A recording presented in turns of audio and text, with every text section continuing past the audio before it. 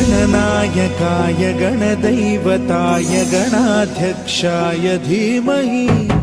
गुणशरीराय गुणमण्डिताय गुणेशानाय धीमहि गुणातीताय गुणाधीशाय गुणप्रविष्टाय धीमहि एकदन्ताय वक्रतुण्डाय गौरीतनयाय धीमहि गजेशानाय भालचन्द्राय श्रीगणेशाय धीमहि एकदन्ताय